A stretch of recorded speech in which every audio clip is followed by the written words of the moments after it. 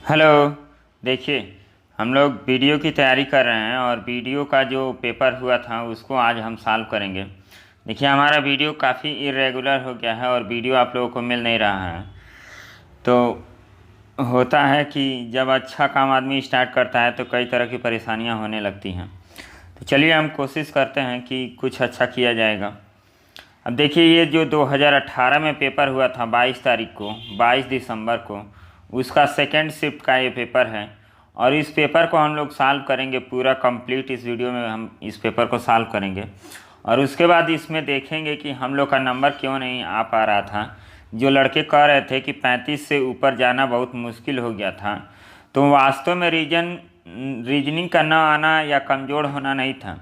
इस पेपर में इतनी ज़्यादा गलतियाँ थीं, उस गलतियों के चलते ही लड़कों ने क्या किया कि रीजनिंग में कम स्कोर किया।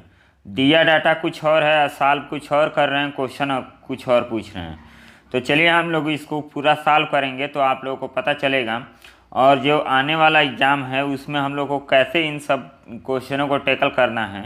जो क्वेश्चन गलत हो उसको तुरंत छोड़ के वहाँ से चले जाना है, मतलब अगला क्वेश्चन सॉल्व करना है। एक ही क्वेश्चन पे टिक के आप रहेंगे। जैसे मान लीजिए एक क्वेश्चन आपका गलत हो गया, तो एक क्वेश्चन पे आपने टाइम तो दिया, आपको पता है कि इस टाइप के क्वेश्चन हमने लगा लिए हैं, तो ये गलत क्यों आ रहा है आंसर, जबकि वो कमीशन गलत आंसर ही दिया है। तो इस तरह के इसमें मिसप्रिंटिंग हुए हैं। हमने 2 पेपर सॉल्व कराया है, उन दोनों पेपर में जितनी गलतियां नहीं थी इसमें काफ़ी ज़्यादा गलतियां थी। 5 से 6 क्वेश्चन आपको गलती देखने को मिलेंगी। तो चलिए हम लोग सॉल्व करते हैं क्वेश्चन नंबर 1 से। 51 से क्वेश्चन नंबर स्टार्ट होगा। और देखो, यहाँ पूछा गया है कि रंजीत किस वर्ष पैदा हुआ था। अब देखिए, ये रंजीत किस वर्ष पैदा हुआ था, ये किसका है। इसमें 2 आपको दिया गया है स्टेटमेंट। आपको बताना है इन दोनों स्टेटमेंट को पढ़ के कि इनमें से कौन सा ऐसा स्टेटमेंट है जो इस स्टेटमेंट को इसका आंसर निकालने के लिए पर्याप्त होगा। तो आपको करना क्या है, इसे हम डाटा सफिशिएंसी का क्वेश्चन बोलते हैं। इसको डाटा सफिशिएंसी का क्वेश्चन बोलते हैं और वीडियो के एग्ज़ाम में डाटा सफिशिएंसी के क्वेश्चन काफ़ी पूछे गए थे। तो उसको देखिए हम लोग कैसे निकालेंगे। रंजीत किस वर्ष पैदा हुआ था, तो रंजीत किस वर्ष पैदा हुआ था इसको हम लोग निकालते हैं। वर्तमान में रंजीत अपनी माँ से 24 साल छोटा है। अब ये मदर हैं और ये रंजीत हैं, ये 24 साल छोटे हैं। तो देखिए, इससे तो पता नहीं चलेगा कि रंजीत किस वर्ष में पैदा हुआ, बिल्कुल भी नहीं। अब देखिए, रंजीत के ब्रदर हैं, रंजीत का भाई जो 2001 में पैदा हुए थे, उनकी माँ से 31 साल हैं, उनकी माँ से 31 साल हैं। अब देखिए, हिंदी को भी पढ़ेंगे तो आपको क्लियर नहीं होगा कि उनकी माँ से 31 साल हैं क्या हैं, कोई क्लियर नहीं है इसमें। इसको आप लोग इंग्लिश में पढ़ेंगे, is 31 year younger to his mother. जो रंजीत के ब्रदर हैं, ये रंजीत के ब्रदर ये 2001 में पैदा हुए थे, जो अपनी माता श्री से क्या हैं, 31 वर्ष छोटे हैं। तो इनकी माता श्री कब पैदा हुई थी इनको हम लोग निकाल लेते हैं। तो इसमें से 31 हम लोग हटा देंगे तो ये 0, ये 7 और ये हो जाएगा 19। तो इनकी माता का कितने में पैदा हुई, जैसे मदर हो गई तो ये इनका कितना आ गया डेट ऑफ बर्थ, 1970 में ये पैदा हुई। अब इससे क्या है, 24 साल क्या है, रंजीत छोटा है। तो 24 साल बाद पैदा हुआ होगा रंजीत, तो इसमें 24 ऐड कर दीजिए। तो ये हो गया 4, ये हो गया 9 और ये हो गया 9, 9। 1994 में क्या हुआ कि रंजीत पैदा हुआ होगा। तो इनमें दोनों स्टेटमेंट को हम लेके चलेंगे, तब जाके इस क्वेश्चन का आंसर हम दे पाएंगे। और उसमें भी देखिए, जो लोग इंग्लिश नहीं समझ पाते हैं वो लोग क्वेश्चन को 100% गलत करेंगे। क्योंकि इसमें लैंग्वेज इतना टफ दिया है। लैंग्वेज टफ क्या, कुछ समझ में नहीं आ रहा है। रंजीत का भाई जो 2001 में पैदा हुए थे, जबकि होना चाहिए कि हुआ था, उनकी माँ से 31 साल है, उनकी माँ से 31 साल है क्या। तो अब आपको यहाँ सेंस लगाना पड़ेगा कि हाँ 31 साल वो छोटा होगा। यहाँ पे दिया है यंगर टू हिज मदर। तो इस तरह आप लोगों को हिंदी के साथ साथ इंग्लिश लैंग्वेज में भी आप लोगों को क्वेश्चन पढ़ना पड़ेगा। यदि आप लोगों को कन्फ्यूजन हो रहा है हिंदी में तो आप उसको इंग्लिश में पढ़िए और देखिए कि क्या आपका क्वेश्चन कह रहा है, क्योंकि मेन जो इंग्लिश में क्वेश्चन बनाए जाते हैं उसको हिंदी में ट्रांसलेट करके क्वेश्चन को लिखा जाता है। तो ये पहला क्वेश्चन था। जो थोड़ा भी इंग्लिश नहीं जानता है या इंग्लिश पे पकड़ नहीं है उसको क्या करेगा, गलती करेगा क्वेश्चन। तो इस तरह के छोटे छोटे मिस्टेक थे जिसके वजह से लड़कों के नंबर क्या हुए, थोड़े कम आए। अब चलिए नेक्स्ट हम लोग आगे नेक्स्ट क्वेश्चन करते हैं। ये भी डाटा सफिशिएंसी का क्वेश्चन है। 28 बैग की कुल लागत क्या होगी यदि उनमें से प्रत्येक की लागत समान है। देखिए पूछा गया है कि 28 बैग की कुल लागत क्या होगी यदि 28 बैग का जो लागत प्रत्येक का कीमत है वो इक्वल है। तो हम लोग क्या करेंगे, प्रत्येक बैग की लागत का 5वां हिस्सा क्या है, ये 50 है। तो मान लीजिए कि प्रत्येक बैग x रुपये में बन रहा है, इसका 5वां हिस्सा कितना है, 50 है। तो x कितना आ जाएगा, 250, x 250 आ गया। तो पहला स्टेटमेंट से तो आंसर आ गया कि प्रत्येक बैग की लागत कितनी है, 250।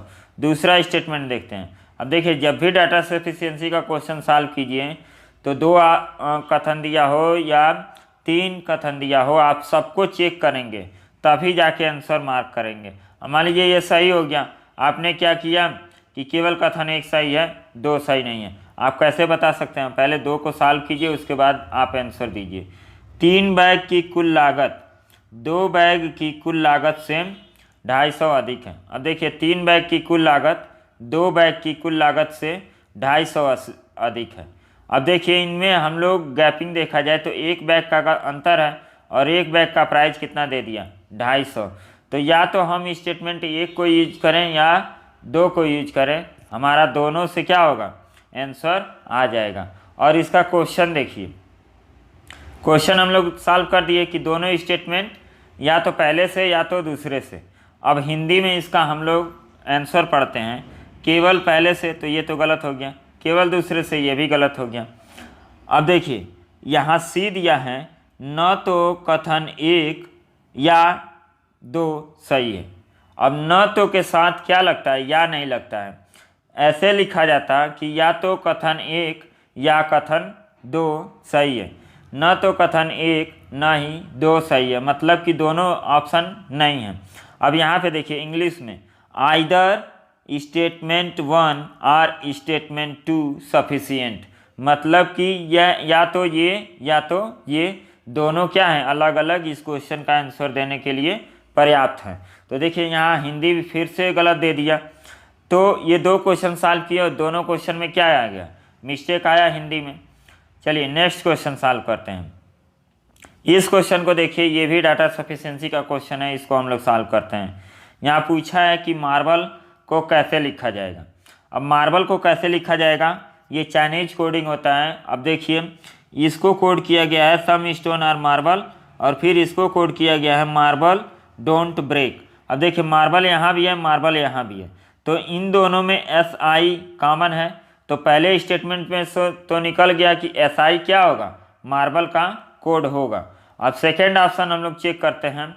सेकेंड ऑप्शन देखिए, सम स्टोन्स आर मार्बल और मार्बल्स आर स्ट्रॉन्ग, यहाँ से भी क्या होगा आपका निकल जाएगा। लेकिन देखिए मार्बल आर और मार्बल आर 2 आ रहा है, तो इस स्टेटमेंट से हम क्या करेंगे नहीं निकाल पाएंगे। केवल आपका इसमें पहला सही होगा, दूसरा स्टेटमेंट क्या होगा, नहीं सही होगा, क्योंकि 2 कॉमन मिल रहा है, मार्बल आर और मार्बल आर। AL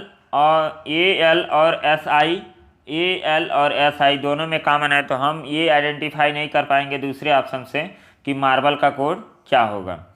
तो पहले ऑप्शन से हम क्या कर देंगे, इसका आंसर दे देंगे। तो ऑप्शन नंबर आपका पहला हो जाएगा, केवल कथन 1 सही है जबकि 2 सही नहीं है। चलिए नेक्स्ट क्वेश्चन करते हैं। ये देखिए ये भी डाटा सफिशिएंसी का क्वेश्चन है, कथन चौथा क्वेश्चन। तो डाटा सफिशिएंसी काफ़ी इंपॉर्टेंट है, इसको सॉल्व कीजिएगा आप लोग। सीन लोबे जिसका अर्थ है ही इज वेल, इसमें वेल का कोड आपको निकालना है। अब देखिए वेल का कोड आपको निकालना है। दो स्टेटमेंट कथन दिए गए हैं, इन दोनों में से आपको देखना है कि किससे आपका वेल का कोड निकाला जा सकता है। तो देखिए पहले वाले से, अब यहाँ पे वेल है और इसको कोड किया गया है दे आर वेल। तो दे आर वेल मतलब कि इसमें क्या हो जाएगा, इससे कोड आपका निकल गया। LO किसका कोड होगा, वेल का कोड होगा। दूसरे से देखते हैं, he is strong, he is strong. यदि इस वाले स्टेटमेंट में ही इज निकाल दें तो आपका वेल निकल जाएगा। तो ही इज का आपको कोड यहाँ पे मिल गया, क्या है SI, तो SI नहीं होगा, और BYE तो BY नहीं होगा। तो इस स्टेटमेंट से भी LO आ रहा है। तो क्या करेंगे, या तो पहला या तो दूसरा। तो इसमें कथन कौन सा सही होगा, देखिए या तो कथन 1 या कथन 2 सही है। अब ये इसमें दोनों सही था, या तो इससे निकाले या तो इससे निकाले। तो यहाँ पे देखिए ऑप्शन आपका सही दिया है, या तो कथन 1 या 2 सही है।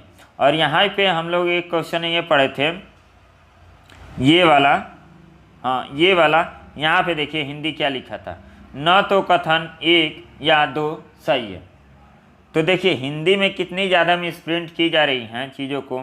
तो अभी 4 क्वेश्चन हम लोग सॉल्व किया, 4 में से 3 मिसप्रिंट आप लोग को हिंदी में मिल गया। तो आप लोग कोशिश कीजिए क्वेश्चन को इंग्लिश में पढ़ने की, और इंग्लिश थोड़ा रीडिंग कीजिए ताकि आप लोगों को इंग्लिश सही हो और उससे थोड़ा बहुत आप लोग पकड़ सकें इंग्लिश को। चलिए नेक्स्ट क्वेश्चन सॉल्व करते हैं। अब यहाँ पे दिया है 20 और इंटू को क्या कहते हैं, योग ये 16, काफ़ी आसान क्वेश्चन होता है। माइनस को क्या कहते हैं, विभाजन, यहाँ पे विभाजन हो गया 2, और प्लस को कहते हैं गुणा 2, और डिवाइड को कहते हैं घटाना। तो अब देखिए इससे पहले डिवाइड को हल करते हैं, ये हो गया 8, और 8 दूना 16, 16 माइनस 8, और तो ये कितना हो जाएगा 20 प्लस 8, तो कितना आंसर आ जाएगा 28। काफ़ी आसान क्वेश्चन था। अब ये क्वेश्चन देखिए, ये क्वेश्चन हम लोग पढ़ते हैं और इसको सॉल्व करते हैं। एक खेत में जितने भेड़ हैं उतनी मुर्गियां हैं, मतलब जितने भेड़ हैं, भेड़ को हम इंग्लिश में क्या कहते हैं, शिप। तो यस इज इक्वल टू हेन हो गया। और आगे पढ़िए, जितने पुरुष हैं उनकी 2 गुना बकरियां हैं। मान लीजिए पुरुष को मैन और बकरी को गोट कहते हैं, तो ये 1 है तो ये कितनी है, 2 हैं। और जितनी बकरियां हैं उनके 2 गुने भेड़ हैं, तो 2 गुने भेड़ है तो सीप कितने होंगे, 4 होंगे। तो 4 सीप होंगे तो हेन भी कितने होंगे, 4 होंगे। हम जानते हैं कि आदमी के कितने पैर होते हैं, 2, और दिया है कि यदि कुल पैरों की संख्या 44 हो तो खेत में कितने पुरुष हैं। तो आदमी के कितने पैर होते हैं, 2, बकरी के कितने पैर होते हैं, 4, सीप भेड़ के कितने पैर होते हैं, 4, मुर्गी के कितने पैर होते हैं, 2। अब इसको आप लोग सॉल्व करेंगे तो कितना आ रहा है। अब देखिए हम मान लेते हैं कि एक आदमी है, 2 बकरी है, 4 भेड़ हैं और 4 मुर्गियां हैं, तो रेशियो आपको मिलना चाहिए। अब देखिए एक आदमी है तो इनके 2 पैर हैं तो 2 ही पैर होगा, प्लस 2 बकरियां हैं और एक के 4 पैर होते हैं, तो टोटल पैर कितना हो जाएगा, 8। 4 भेड़ है और 4 एक का होता है, तो टोटल पैर कितना हो गया, 16। और 4 मुर्गियां हैं और 2 पैर होता है, तो ये कितना हो जाएगा, 8। अब इसको हम जोड़ेंगे तो ये कितना आ गया, 8 8 16, 16 32, और 32 और 2 34, 34 है यहाँ पे आंसर आया। और यहाँ पे दिया है 44, जबकि इसका कोई रेशियो आपको नहीं मिल रहा है। और यहाँ पे कह रहा है, अभी देखिए 2 हम आदमी, एक केवल आदमी को लिए हैं, तो आ रहा है आपका कुल का कितना, हाँ कुल का कितना आ रहा है, 34 पैर आ रहा है। और यदि, और इसमें देखिए ऑप्शन में दिया है 14 12 16 8, तो सपोज कर लीजिए कि हम इसको 8 मान लें, तो ये कितना हो जाएगा, 16 हो जाएगा। और 16 का ये 32, और 32 का 4 गुना हम करेंगे तो कितना हो जाएगा, 128 शायद इसका होगा। और जबकि पैरों की संख्या कितनी दी है, 44 दी है। तो ये हिंदी में भी क्वेश्चन गलत है और इंग्लिश में भी क्वेश्चन गलत है। और इस क्वेश्चन में जो लड़का फंस गया वो क्या करेगा, अपनी टाइम को बर्बाद करेगा। तो इस तरह क्वेश्चन पूछे गए थे कमीशन से, जो क्वेश्चन क्या थे, सरासर गलत थे। तो इस वजह से नंबर कम आए थे। लोग जानते थे रीजनिंग सॉल्व करना, लेकिन फिर भी नहीं सॉल्व कर पा रहे थे क्योंकि क्वेश्चन ही गलत दिए जा रहे थे। नेक्स्ट क्वेश्चन देखिए। अब इस क्वेश्चन को हम लोग पढ़ते हैं, डाटा सफिशिएंसी। राम और श्याम हमेशा वर्ग में पहला और दूसरा रैंक मिलता है। राम और श्याम है। अब यहाँ पे देखिए वर्ग दिया, इंग्लिश में हम लोग पढ़ते हैं राम और Shyam always get first and second rank in class. अब देखिए इंग्लिश में कितना अच्छा इसको किया गया है। यहाँ पे लिखना चाहिए था राम और श्याम हमेशा कक्षा में पहला और दूसरा स्थान पाते हैं या रैंक मिलता है। तो यहाँ वर्ग लिख दिया है, तो वर्ग खैर ये कोई मिसप्रिंट नहीं है, हम लोग मान सकते हैं कि हाँ वर्ग में आता है इन लोगों का। अब देखिए इन लोगों को हम लोग वेरीफाई करना है। तो राम को हमेशा पहली रैंक मिलती है जबकि श्याम को दूसरी रैंक मिलती है। ऐसा तो कन्फर्म कहा नहीं गया है, यहाँ पे केवल कहा गया है कि राम और श्याम केवल यही हैं जो फर्स्ट और सेकंड पाते हैं, लेकिन ये नहीं बोला गया है कि राम को पहला मिलता है और श्याम को दूसरा मिलता है। हो सकता है कि श्याम पहला पाता हो, राम दूसरा पाता हो। तो ये तो स्टेटमेंट आपका पूरा तरह से गलत हो गया। दूसरा आप स्टेटमेंट पढ़ेंगे, राम और श्याम के बीच प्रतिस्पर्धा नाखूनों के रूप में कठिन है। अब यहाँ देखिए कट थ्रो कंपटीशन हम लोग पढ़ते हैं ना, तो उसका सेंस यहीं पे यही होगा कि इन दोनों के बीच में क्या होता है, कट थ्रो कंपटीशन होता है। कभी राम पहले आ जाता है, कभी श्याम पहले आ जाता है, तो ये हमेशा फ्लैक्चुएट होता रहता है। तो इस ऑप्शन को हम लोग मार्क कर देंगे। तो इसमें केवल दूसरा सही है, तो इसमें ऑप्शन कौन सा हो जाएगा, बी ऑप्शन आपका करेक्ट हो जाएगा। चलिए नेक्स्ट क्वेश्चन, फिर से डाटा सफिशिएंसी। अब इस क्वेश्चन को आप लोग सॉल्व कीजिए। देखिए सिर्फ मरी हुई मछलियां ही बहाव के साथ जाती हैं। Only dead fish go with flow. क्या डेड फिश जो होती हैं वही क्या होती हैं, गो विद फ्लो से जाती हैं। जीवित मछली कभी प्रवाह के साथ नहीं जाएगी। अब यहाँ पे क्या कहा गया है कि जीवित मछली कभी प्रवाह के साथ नहीं जाएगी। तो ये ऑप्शन आपका सही है कि गलत है। अब यहाँ पे देखिए कथन ये है और कथन के अनुसार यहाँ पे मान्यताएं क्या क्या दी गई हैं, तो इसको हमें वेरीफाई करना है। और दूसरा ऑप्शन दिया है कि किसी व्यक्ति को खुद सोच कर निर्णय लेना चाहिए। तो इसका जो ये लिखा गया है इससे तो कोई मतलब नहीं रख रहा है कि किसी व्यक्ति को खुद सोच कर निर्णय लेना चाहिए। ये तो एकदम फालतू लग रहा है, क्योंकि इसमें दिया कुछ और है और यहाँ पे कुछ और है। देखिए और जो कमीशन है, कमीशन इसी को क्या किया है, राइट आंसर माना है। तो आप लोग इसको कमेंट करके बताइएगा कि इसमें क्या लॉजिक लगा के वो कमीशन राइट आंसर माना है। अब यहाँ पे मान्यताएं दिया है, एजम्पशन क्या हमने माना है कि इसको राइट हमने कमीशन माना है। तो यहाँ पे हमारे सेंस से ये होता, यदि हम लोग सिलॉक्स सॉल्व करते हैं, जैसे ओनली ए हम लोग लिखते हैं कि ऐसे लिखते हैं ओनली ए आर बी, ऐसे हम लोग एक सिलॉक्स में स्टेटमेंट पढ़ते हैं। तो इसका मतलब होता है कि जो बी है वो क्या है, ए के अंदर है, मतलब बी ए के सिवा और कुछ नहीं हो सकता है। इस टाइप का हम लोग स्टेटमेंट पढ़ते हैं। तो इस टाइप से हम लोग इसको सॉल्व करें तो क्या होगा, थोड़ा सा लॉजिक बनेगा। और इसमें हमारे ख्याल से पहला वाला ऑप्शन क्या होना चाहिए, सही होना चाहिए कि केवल सिर्फ मृत जो मछली हैं, डेड फिश हैं, वही गो विद फ्लो जा रही हैं। तो जो जीवित मछलियां हैं वो क्या करेंगी, फ्लो के अनुसार नहीं चलेंगी। तो ये सिलॉक्स के आधार पे पहला वाला क्वेश्चन, पहला वाला आंसर सही होगा। तो इसका ऑप्शन ए होगा। आप लोग इसको सोचिएगा कि इसमें आप लोगों के अकॉर्डिंग क्या होना चाहिए। कमीशन इसको ये मार्क किया है, आप लोग बताइएगा। चलिए नेक्स्ट, फिर से सिलॉक्स आ गया। अब इसको भी देखिए, सितारों के लिए लक्ष्य, आप कम से कम चंद्रमा पर उतरें। अब देखिए कोई बंदा आप 8 घंटा पढ़ने की डेली हैबिट बनाता है, तो उससे पहले ये तो कहा जाएगा ना, पहले 5 घंटा मढ़ के दिखाओ। जब तुम 8 घंटे का लक्ष्य रखते हो तो पहले 5 घंटा तो पढ़ो, उसके बाद ही तो 8 घंटा पढ़ोगे। तो इसका सिंपल सा लॉजिक ये हुआ। अब यहाँ पे निष्कर्ष क्या निकलना, लोग सितारों के लिए लक्ष्य रखते हैं क्योंकि वे चंद्रमा से बड़े हैं। बिल्कुल फालतू स्टेटमेंट है, कंक्लूजन है। फिर खगोलविद तारों पर जाने का लक्ष्य रखते हैं और चंद्रमा पर उतरते हैं।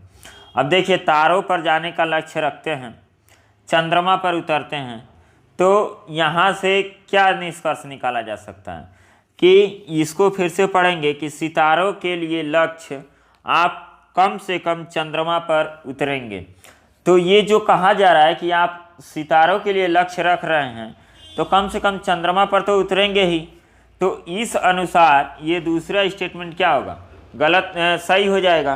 क्योंकि जो एस्ट्रोनॉट होते हैं वो यदि स्टार पे जाने का लक्ष्य रखते हैं तो क्या करते हैं, ये चंद्रमा पे उतरते हैं। यदि इस कथन को अकॉर्डिंग देखा जाए तो ये वाला क्या होगा, आपका स्टेटमेंट बिल्कुल राइट होगा। लेकिन वास्तव में यदि इसको सोचा जाए तो जो एस्ट्रोनॉट होते हैं, जैसे सन उन पे जो भेजा जाता है, अभी तक तो कोई गया नहीं है स्टार पे, तो सन पे जो भेजा जाता है तो उसको ज़रूरी नहीं होता है कि वो चंद्रमा पर उतरे ही। आई बात समझ में? तो वो डायरेक्ट सन के लिए रवाना होता है, कोई जो भी सैटेलाइट छोड़ा जाता है। तो यहाँ पे यदि इस स्टेटमेंट को पढ़ के आंसर देना हो केवल इसी स्टेटमेंट के आधार पे, तो ये दूसरा ऑप्शन आपका सही होना चाहिए। तो इसमें आप देखेंगे कि ये दूसरा ऑप्शन ही आपका सही होगा, ये आपका बिल्कुल गलत हो जाएगा। चलिए, क्योंकि जो इसमें कहा गया है वही क्या निष्कर्ष में कहा जा रहा है, तो ये आपका सही हो सकता है। चलिए नेक्स्ट क्वेश्चन देखिए, आगे वर्णमाला श्रृंखला में बाईं ओर से 18वें अक्षर के बाईं ओर कौन सा होगा। अब देखिए, बाईं ओर से 18वां मतलब बाईं, तो बाईं इधर आएगा, फिर से सातवां मतलब क्या, 18 में से 7 घटा देंगे तो 11, और 11 का आंसर क्या है, के। तो ये ऑप्शन आपका राइट हो गया। अब इस क्वेश्चन को सॉल्व करेंगे, तो ये काफ़ी आसान क्वेश्चन है। इसमें देखिए किया क्या गया है, लिखा गया है मानसून को कोड किया गया है यहाँ पे, फिर विंटर को कोड किया गया है यहाँ पे, तो आपको समर का कोड पूछा जा रहा है। तो देखिए इसको हम लोग करेंगे कैसे। यहाँ पे देखिए यम का कोड कितना होता है, 13, और यहाँ लास्ट को देखिए 15 होता है, मतलब यहाँ से 2 को बढ़ा दिया गया है। आई बात समझ में? तो यहाँ से हम समर का कोड देखते हैं, यस को 2 बढ़ाएंगे तो क्या आएगा, यू आएगा। तो यहाँ पे देखिए इन तीनों ऑप्शन में यू कहीं नहीं आ रहा है, केवल डी ऑप्शन में आ रहा है, तो ऑप्शन नंबर आपका डी सही हो जाएगा। यदि आप इसको पूरा सॉल्व करना चाहते हैं तो इसका पूरा नंबरिंग कर लीजिएगा, और नंबरिंग करने के बाद आप देखेंगे कि इसमें क्या किया जा रहा है। नंबरिंग करने के बाद यहाँ 13 है, 13 का 15 लिख दिया गया, 15 का 13 लिख दिया गया, 16 का क्या लिख दिया गया, अब देखिए 14 का कितना लिख दिया, 16 लिख दिया गया, मतलब 2 बढ़ाया जा रहा है और 2 घटाया जा रहा है। इस टाइप का ये क्वेश्चन सेट किया गया है, तो आप भी इसमें 2 बढ़ा के 2 घटा के आप लोग सॉल्व कर सकते हैं। जब भी आपको कोडिंग डिकोडिंग का कोई क्वेश्चन आपको प्रॉब्लम करे, तुरंत नंबरिंग कीजिए, और नंबरिंग करने के बाद वो क्वेश्चन लगभग सॉल्व हो जाते हैं। नेक्स्ट क्वेश्चन देखिए, नेक्स्ट क्वेश्चन को हम लोग सॉल्व करते हैं। इसमें क्या कहा गया है कि विषम आकृति को पहचानिए। अब इसमें विषम आकृति क्या होगा, अब देखिए आपको देखने से ही लग रहा है कि सी ऑप्शन क्या होगा, विषम होगा। और जो 3 फिगर है वो क्या है, लाइन से बने हैं, लाइन से ड्रा हुए हैं। बस इसमें सी वाले में क्या है, आधा सर्किल है और 1 लाइन है बस, और 3 में फिगर में क्या है, केवल लाइन का यूज किया गया है। तो ऑप्शन नंबर आपका सी राइट हो जाएगा। नेक्स्ट क्वेश्चन देखिए, नेक्स्ट क्वेश्चन इसका क्या होगा, काफ़ी आसान क्वेश्चन। जॉइन को इतना से कोड किया गया है, फिर पोकर को इतना से कोड किया गया है। क्वेश्चन हम सॉल्व भी करवाए हैं आप लोगों को।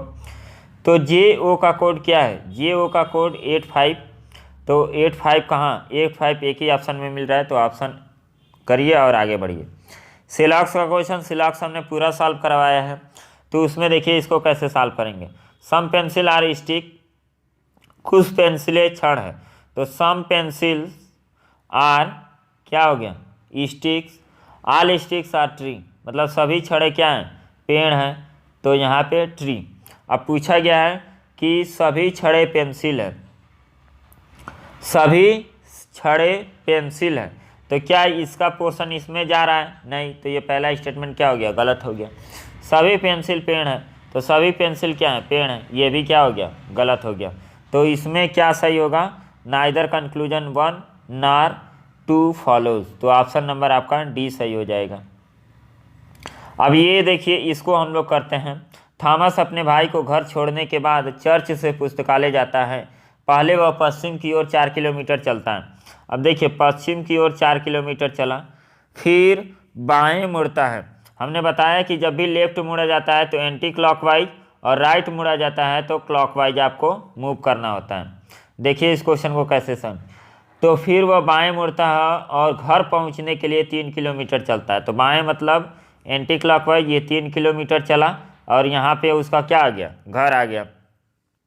वहाँ से वह दाएं मुड़ता है और पुस्तकालय पहुँचने के लिए 1 किलोमीटर चलता है। पुस्तकालय मतलब दाएं मतलब क्लॉकवाइज, यहाँ 1 किलोमीटर चलता है।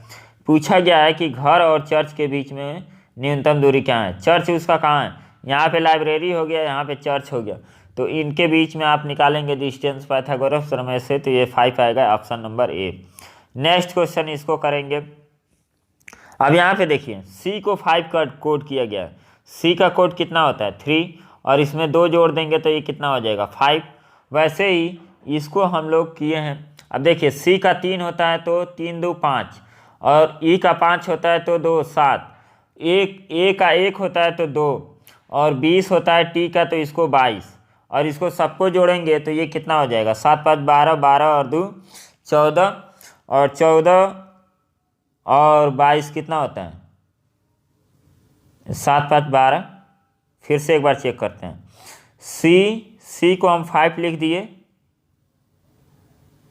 देखिए सी का कोड 3 होता है, तो 3 में जोड़ेंगे तभी 5 आएगा। तो यहाँ पे सी का कोड कितना है 3 में 5 जोड़े, 3 में 2 जोड़े तो 5, और ई का कितना कोड होता है 5, और 5 में 2 जोड़ेंगे तो ये हो गया 7, और ए में 2 जोड़ेंगे, गलती यहाँ पे हो गई, ये यहाँ पे 3 होना चाहिए, तो ये 37 आ गया। तो इसका मतलब 1 1 2 2 इसमें जोड़ा गया है, तो जे का होता है 10 तो 12 हो गया, ए का होता है 1 तो ये 3 हो गया, जे पी होता है 16 16 होता है तो ये 18 हो गया, और फिर ए 3 हो गया, और फिर 14 होता है तो ये 16 हो गया। अब इसको हम लोग जोड़ेंगे तो 12 18 30 हो गया, और 30 और 16 कितना 46, और 46 और 6 कितना हो गया 52, तो इसका 52 आंसर हो जाएगा। ये ब्लड रिलेशन का क्वेश्चन देखिए, इसको हम लोग करते हैं। मान लीजिए ए बी की पुत्री है, ए जो है बी की क्या है पुत्री है, मतलब ये फादर या मदर होंगी। बी सी की बेटी है तो ये मदर ही होंगी, और ये सी की बेटी है। सी का भाई डी है, सी का भाई कौन है डी है, और डी ई की माँ है। सी डी का भाई है, यहाँ पे देखिए इसको, ये सी है डी का भाई, ये मेल है, और डी ई की माँ है, तो डी ई की माँ है, तो यहाँ पे हम लोग ई की माँ लिख देते हैं। यदि ई पुरुष है, ये क्या है मेल है, तो ए का ई से क्या संबंध है, ए का ई से क्या संबंध है। अब देखिए ये क्या होंगी, ये भी होंगी चचेरी बहन, तो चचेरी बहन की लड़की को क्या कहते हैं भांजी ही कहते हैं, मतलब बहन की लड़की को भांजी कहते हैं, तो ये हो गया बी ऑप्शन। नेक्स्ट क्वेश्चन देखिए। अब इसमें डायरेक्शन से रिलेटेड क्वेश्चन दिया गया है।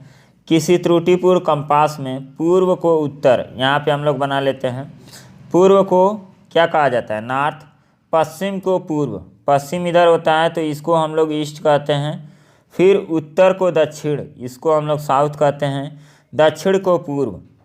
अब देखिए यहाँ भी क्वेश्चन क्या है मिसप्रिंट है, दक्षिण को पूर्व कहते हैं, जबकि होना यहाँ चाहिए, यहाँ पे देखिए साउथ एज वेस्ट। अब इसको आप लोग पढ़ेंगे तो फिर से कहेंगे कि ईस्ट एक बार आ ही गया, तो ये भी ईस्ट क्यों होगा, ये वेस्ट होना चाहिए, तो ये आपका होगा वेस्ट W। अब हिंदी को जो ही कन्फ्यूजन आपको हो तो आप तुरंत इंग्लिश पढ़िए, तभी आपका कल्याण होगा, वरना आपका क्वेश्चन बहुत रॉन्ग हो जाएगा और आप टाइम वह फालतू में बर्बाद करेंगे। तो इस कंपास पर दक्षिण पूर्व का अनुसरण करने वाले लोगों का वास्तविक समूह। अब देखिए दक्षिण पूर्व एक्चुअल में लिखेंगे तो ये ईस्ट होता है, ये वेस्ट होता है, ये नॉर्थ होता है और ये क्या होता है, साउथ होता है। तो दक्षिण पूर्व इधर आएगा, तो इसमें भी कौन आया इधर, और इसको हम लोग क्या बोलेंगे, नॉर्थ वेस्ट। तो north west option number B उत्तर पश्चिम आपका आंसर हो जाएगा। तो इस तरह क्वेश्चन को करेंगे। अब यहाँ पे देखिए इस क्वेश्चन को हम लोग सॉल्व करते हैं, काफ़ी मज़ेदार क्वेश्चन है और इसको अभी हमने देखा है पेपर सॉल्व करने से पहले। तो ये क्वेश्चन भी क्या है, गलती दिया गया है। इसमें आप देखेंगे तो 7 से 8 क्वेश्चन गलत आपके दिए गए हैं इस पूरे क्वेश्चन में। इसमें किसने 1 2 3 और 4 क्वेश्चन है। पूरा DI क्या है, मतलब वेन डायग्राम पूरा गलत है। आइए आप लोगों को समझा देते हैं कि क्यों गलत है। यहाँ पे देखिए कि 3 newspaper ABC bought by 300 family in a gated community each day. 3 समाचार पत्र ABC प्रत्येक दिन एक गेटेड समुदाय में 300 परिवारों द्वारा खरीदे जाते हैं। अब देखिए 3 फैमिली हैं और 3 समाचार पत्र हैं और 300 फैमिली द्वारा खरीदा जाता है। अब ये किस आधार पे सेट किया गया है ये तो बताया नहीं है, कि परसेंटेज पे रखा गया है कि किस पे रखा गया है, रेशियो पे रखा गया है। तो हमको कैसे पता चलेगा, इसको जोड़ने से। अब देखिए 22 और 21 कितना होगा, 43 और 43 यहाँ पे लिख दिए और फिर 16 जोड़ दिए और 4 4 8 और 8 16। इसको हम पूरा जोड़ेंगे तो 6 6 12 3 15 हासिल 1 और ये 4 2 6 1 7।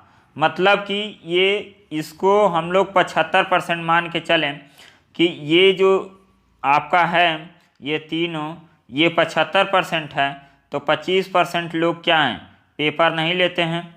यदि ऐसे मान के हम लोग चलें, बाकी कुछ दिया तो है नहीं तो हमें मानना ही पड़ेगा। तो ये 75% है, मतलब इसको हम लोग ये कह सकते हैं कि केवल A 16% है, केवल B 22% है, केवल C 21% है। A और B और तीनों कितना परसेंट यूज करते हैं, तीनों न्यूज़पेपर 4% यूज करते हैं। तो इस तरह हम लोग क्वेश्चन को सॉल्व करें तो ये एक तरीका बन सकता है। अब देखिए इसमें क्वेश्चन पूछा क्या गया है, how many family by both B and C, कितने परिवार B और C दोनों खरीदते हैं, B और C दोनों खरीदते हैं। यहाँ पे अलग अलग नहीं कहा गया है कि आपको B या तो C, आपको बोला है कि B और C दोनों खरीदते हैं। तो B और C का ग्राफ कौन है, यही आएगा 5 और 4। और 5 और 4 को कितना हम लिख सकते हैं, 5 और 4 क्या हो गया 9। और ये टोटल 75 मतलब 100% इसको हम मान रहे हैं। तो 25% पेपर नहीं पढ़ते हैं और 75% लोग पेपर पढ़ते हैं, कोई ना कोई एक पेपर। तो उसको हम लोग 300 से डिवाइड करेंगे तो 1% बराबर कितना आएगा, आपका 3 आ जाएगा। तो यहाँ पे 75 लोग क्या होंगे, पेपर को नहीं पढ़ते हैं। और यहाँ पे 225 लोग क्या होंगे, कोई ना कोई पेपर पढ़ते हैं। इस हिसाब से देखा जाए कि 1 का रेशियो 3 से आपका बन रहा है। तो 9 लोग हैं जो B और C पेपर खरीदते हैं, तो 27 बनना चाहिए। तो यहाँ पे देखिए 27 आपका सही है, 27 यहाँ पे सही है, ये आपका क्वेश्चन सही है। अब इसको जो लोग आप नहीं समझ पाएंगे कि ये किस पे दिया है, परसेंटेज पे दिया है कि रेशियो पे दिया है, तो क्या होगा, क्वेश्चन आपका गलत हो जाएगा। तो इसमें क्लियर इंडिकेशन नहीं किया गया है कि आपका क्वेश्चन कैसे सॉल्व होगा, केवल आपको एक दे दिया है और उसके आधार पे आपको क्वेश्चन को सॉल्व करना है। तो इसको जितना ज़्यादा आप प्रैक्टिस करेंगे इस टाइप का क्वेश्चन का, डिफरेंट मॉक टेस्ट से या जो मार्केट में अवेलेबल हैं, तो उसको हम लोग सॉल्व करेंगे। अब देखिए तो इसका आंसर 27 आ गया। कम से कम 2 समाचार पत्र कितने खरीदते हैं, कम से कम 2 समाचार पत्र। अब यहाँ पे कितना हो जाएगा, ये 4 3 7 और 5 12 और 4 कितना हो गया 16 और 16 का 3 गुना 16 का 3 गुना 16 तियाँ कितना हो गया 48। आया समझ में? तो 16 तियाँ 48, इसका आंसर कितना आ गया 48। तो ये इस तरह निकालेंगे तब जाके क्वेश्चन आपका सही होगा। कब? जब इसको आप परसेंटेज मानेंगे तब, नहीं तो आपको क्वेश्चन देखने से ऐसा लगेगा कि ये क्वेश्चन ही गलत है, कैसे सेट किया गया है। आई बात समझ में? तो इस टाइप के क्वेश्चन को आप लोग माइंड में रखिएगा कि कैसे सॉल्व करना है वेन डायग्राम के क्वेश्चन को। अब चलिए लास्ट क्वेश्चन पढ़ते हैं। कितने परिवार कोई समाचार पत्र नहीं खरीदते हैं? अब देखिए कितने परिवार कोई समाचार पत्र नहीं खरीदते हैं, तो हमने निकाला था इसका परसेंटेज में कि 25% लोग क्या हैं, समाचार पत्र नहीं खरीदते हैं, और 1% 3 के बराबर है, तो इसका कितना आंसर आना चाहिए 75, जबकि इस ऑप्शन में क्या दिया है 75, ऑप्शन ही नहीं दिया है।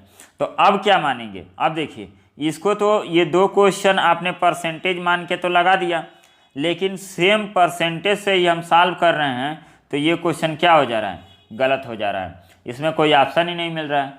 तो अब आपके मन में कन्फ्यूजन ये होगा कि इसको सॉल्व कैसे करें। आई बात समझ में? तो इस तरह के कन्फ्यूजन क्रिएट किया गया था, इसलिए काफ़ी ज़्यादा लड़कों का क्या हुआ, क्वेश्चन कम हो गया और गलतियाँ ज़्यादा हुई। इस वजह से लोग 35 भी क्रॉस नहीं कर पाए। तो आप पेपर को देख के एनालिसिस कीजिए कि कैसे पेपर आता है। यूथ कंपटीशन का प्रीवियस ईयर का पेपर आप लोग देखेंगे तो काफ़ी ज़्यादा फ़ायदेमंद रहेगा। तो उसमें आप लोगों को सारा पेपर का आइडिया मिल जाएगा कि कैसे पेपर पूछा जाता है। जो वीडियो का एग्ज़ाम होने वाला है या लेखपाल का एग्ज़ाम होने वाला है, लेखपाल में रीजनिंग नहीं पूछता है, मैथ पूछता है, तो इस टाइप का कमीशन सेट करता है पेपर कि उसमें 5-6 क्वेश्चन गलत दें।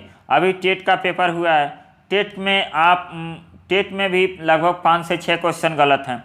तो कमीशन जान के सेट करते हैं कि लड़के इसमें फंसें और टाइम बर्बाद करें, क्योंकि उनको सिलेक्शन नहीं लेना है, आपको सेलेक्ट नहीं करना है, वो रिजेक्ट करना चाहते हैं। तो जिस क्वेश्चन पे आप फंस जाइए उस क्वेश्चन को क्या कीजिए, छोड़िए और आगे बढ़िए। ये मत उससे जूझते रहिए कि अब हम क्या करें। अब देखिए इसको हम लोग सॉल्व करेंगे। इसका क्वेश्चन का आंसर यदि देखेंगे परसेंटेज के अनुसार तो 75 आएगा। अब ये ऑप्शन किस आधार पे लाया है ये हमें भी नहीं पता चल रहा है। अब चलिए नेक्स्ट क्वेश्चन देखते हैं, चौथा। इस पे वेन डायग्राम पे कितने परिवार ए या बी पसंद करते हैं लेकिन सी नहीं? अब देखिए या तो ये पसंद करते हैं या बी, इंग्लिश में भी क्या किया ए और बी। अब देखिए इसको हम लोग एनालिसिस करेंगे तो सी में जितने लोग हैं वो क्या करेंगे, किसी भी न्यूज़पेपर को नहीं पसंद करेंगे। और यहाँ पे देखेंगे तो ए को कितने लोग पसंद करते हैं 16 लोग, और बी को कितने लोग पसंद करते हैं 22 लोग। तो 16 और 22 कितना हो गया 38। एक तरीका ये है, और दोनों भी पसंद करते हैं 4 लोग। आई बात समझ में? तो ये कितना हो गया 38। 38 का हम 3 गुना करेंगे तो कितना आएगा 8 तरीके 24 का 4 हासिल 2, 3 तरीका 9 2 11, तो 114। यदि 4 को भी हम इंक्लूड करेंगे तो ये कितना हो जाएगा 12, तो ये आएगा 126। तो या तो 126 या 114। ऑप्शन देखिए कुछ दिया है इस टाइप का। हाँ, ऑप्शन में आपका क्या है 126, मतलब ए और बी दोनों को पसंद करते हैं, तो जो ए को केवल पसंद करते हैं वो भी काउंट होगा, जो बी को पसंद करते हैं वो भी काउंट होगा, और जो दोनों को पसंद करते हैं वो भी काउंट होगा। तो ये 126 आपका राइट आंसर हो जाएगा। अब देखिए हम परसेंटेज मान के किए इस क्वेश्चन को, तो 3 क्वेश्चन हमारा सही हुआ, लेकिन एक क्वेश्चन क्या हुआ अभी नहीं निकला। आए बात समझ में? तो आप क्वेश्चन को देख के आइडिया लगाएंगे कि आपको क्वेश्चन कैसे सॉल्व करना है, तब जाके आपका क्वेश्चन क्या होगा सॉल्व होगा। अब चलिए इसको 75 तक हम लोग सॉल्व करते हैं, फिर नेक्स्ट हम लोग सॉल्व करेंगे। अब देखिए इसमें क्या है, विषम को आपको बताना है कि एनालॉजी का क्वेश्चन है। यहाँ वसंत है, पतझड़ है और गर्मी है और हवादार है। अब देखिए हवादार क्या होता है, हवादार कोई सेंस नहीं है। ये तीनों जो हैं मौसम से रिलेटेड हैं। पतझड़ का मौसम है, बसंत ऋतु है, गर्मी का मौसम है। हवादार कोई मौसम नहीं होता है, तो विषम आपका क्या हो जाएगा हवादार। नेक्स्ट सॉल्व करेंगे। पिछले वर्षों में कंपनी द्वारा बेचे गए एलसीडी के विभिन्न आकारों की संख्या 1000 में दी गई है। अब देखिए यहाँ 40 इंच, 50 इंच, 55 इंच, 60 इंच, 65, 70 और 75। और ये 12 से लेके 17 तक बेचा गया है और इसमें सबका डाटा दिया गया है। इसमें पूछा गया है पहला क्वेश्चन, किस साल में एलसीडी की अधिकतम संख्या बेची गई। अब देखिए, किस साल में एलसीडी की अधिकतम संख्या बेची गई, आपको सब नहीं जोड़ना है। 1 2 3 4 5 6, 6 वर्ष दिया है तो 6 वर्ष आपको नहीं जोड़ना है। जोड़ना क्या है, बस इनमें जो दिए गए हैं वर्ष हैं उनको आप जोड़ लीजिए। तो यहाँ पे देखिए कैसे इसको निकाला जा सकता है। 13 वाले को पहले देखिए, अधिकतम हमें देखना है तो 13 वाले को देखिए। 13 में कितना है, 35। इसको जोड़ने का एक तरीका देखिए, दहाई वाले अंक को पहले जोड़ लीजिए। 4 3 7, 7 3 10, 10 3 13, 13 14 15, मतलब 150। यहाँ पे आ गया 150, 150 लिख दिए। अब उसके बाद इकाई वाले अंक को जोड़ लीजिए। इकाई वाले अंक को जोड़ेंगे तो ये 150 दहाई वाला आ गया। ऐसे जल्दी हम लोग जोड़ पाते हैं। उसके बाद 3 5 8, 8 और 4 12, 12 8 20, 20 3 23, 24, 24 और 6 30, मतलब ये कितना आ गया, 180। तो 180 इसकी टोटल संख्या आ गई इस वाले की।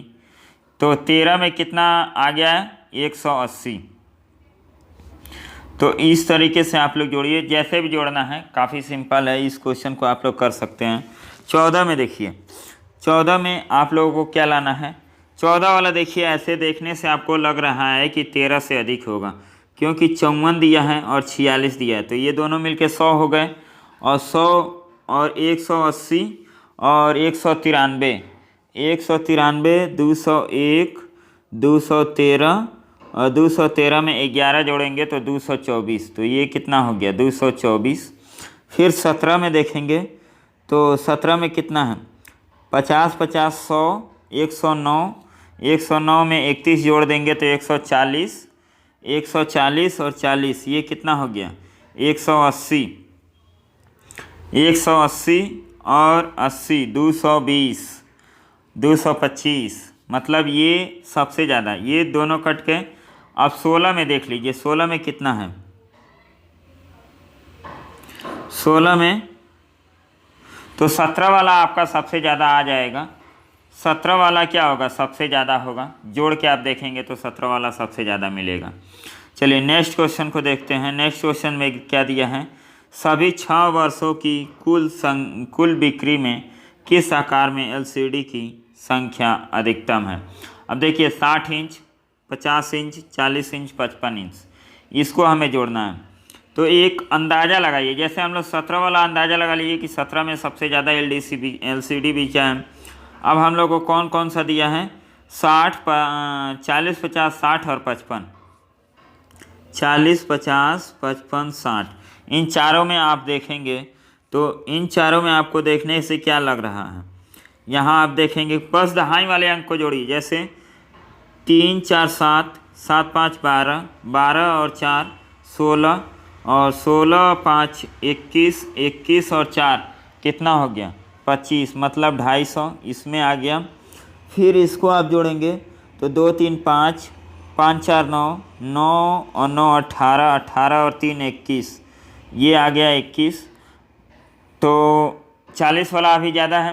फिर 55 वाला जोड़ दीजिए, 1 और 3 4, 4 8, 8 5 13, 13 4 17, 17 और 5 22, तो ये भी कम ही है, ये भी कम है। फिर आगे हम देखेंगे तो 6 2 8, 8 और 3 13, 8 और 3 11, 11 4 15, 15 3 18, 18 और 4 22, 22 और 5 27, मतलब 60 वाला क्या जा रहा है, 270 से ज़्यादा जा रहा है। अभी हम केवल दहाई वाला जोड़े हैं, ये एग्जैक्ट नहीं है। तो एक अंदाज़ा हम लोग निकाल लिए कि ये 70 वाला क्या है, 270 वाला 60 इंच वाला सबसे ज़्यादा होगा। तो इस तरह अंदाज़ा लगा सकते हैं, या टाइम तो बहुत होता है, 2 घंटे का पेपर होगा तो आप उसमें पूरा जोड़ के भी आप लिख लेंगे तो आपको आंसर मिल जाएगा। ये आसान क्वेश्चन है। अब ये थोड़ा सा कठिन क्वेश्चन बन गया है, इसको हम लोग कैसे करेंगे इसमें देखना है आपको।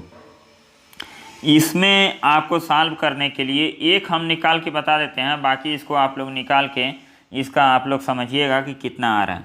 किस वर्ष में बेचे गए कुल एलसीडी की कुल संख्या में से बेचे गए 50% के एलसीडी का प्रतिशत अधिकतम है? 16, 14, 15, 16, 17। तो यहाँ पे आप देखेंगे इसको निकालना है। 14 से लेके आपको 17 तक निकालना है। 14 से लेके 17 तक। तो इसको आप लोग कैसे निकाल सकते हैं, और इसमें 55 वाला ही निकालना है। 14 से लेके आपको 17 तक पूरा डाटा आपको जोड़ना पड़ेगा, फिर आपको उसका परसेंटेज निकालना पड़ेगा। जैसे 14 में हम जोड़ें तो 14 में 55 वाला कितना है? 46 है। तो 46 को हम लोग यहाँ पे रखेंगे, और नीचे 14 में जितना है उसको हम लोग यहाँ रखेंगे, फिर 100 से इसको मल्टीप्लाई करेंगे, फिर परसेंटेज निकालेंगे। फिर यही काम हम लोग 15 में करेंगे, यही काम 16 में करेंगे, और यही काम 17 में करेंगे। तो जिसका परसेंटेज सबसे ज़्यादा आएगा वही क्या होगा? आंसर हो जाएगा। चलिए हम लोग 14 को निकालते हैं। 14 वाले को देखिए, हम लोग 14 वाले को कैसे निकाल सकते हैं। तो 14 वाले में क्या है? इसका 55 का है 46, तो हम लोग 46 लिख देते हैं, और फिर इसको जोड़ते हैं।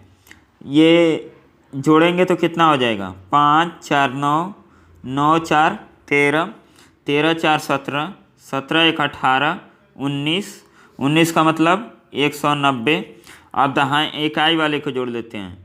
4, 6, 10, 10, 6, 16, 16, 6, 23, 23, 24, 24, 2, 26, 26 और 8 कितना हो गया? 34। तो इसको हम लोग यहाँ पे लिख लेंगे 4 और 9, 3, 12 और 2 गुणे इतना आपका आ गया। अब इसको हम लोग किससे काट सकते हैं? 2 से काटेंगे तो ये 11 और 2, फिर इसको 2 से काटेंगे तो ये 23 आ गया। अब फिर इसको हम लोग डिवाइड करेंगे इससे, इसमें हम लोग डिवाइड करेंगे तो ये कितनी बार में जाएगा? 2 बार में जाएगा तो 224। तो ये कितना हो जाएगा? 224 आ जाएगा। 224 6 आया, तो 6 आया। यहाँ पे इसको मिटा देते हैं। यहाँ देखिए, यहाँ 6 आएगा आपका, तो ये आगे 6 घटाएंगे तो और ये कट गया। फिर आपका यहाँ पे 0 आएगा, तो 0 यहाँ पे पॉइंट बढ़ाना पड़ेगा, तो फिर आपको यहाँ पे 600 आएगा।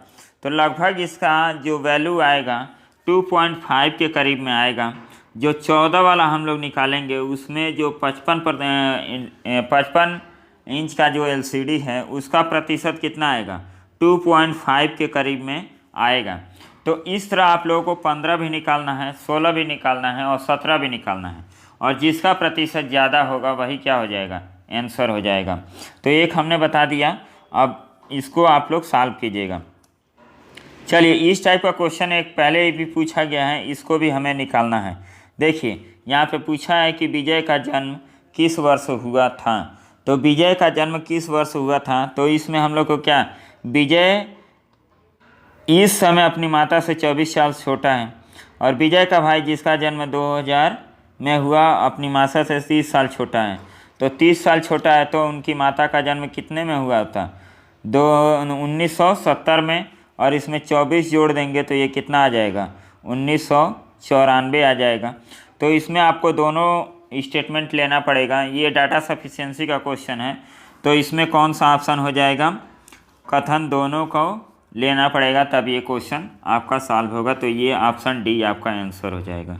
नेक्स्ट क्वेश्चन देखिए, ये भी क्वेश्चन पूछा गया है, और इस क्वेश्चन में क्या है, यहाँ पे 250 था, यहाँ पे भी 50 था। तो इस तरह का क्वेश्चन इसके पहले भी पूछा गया।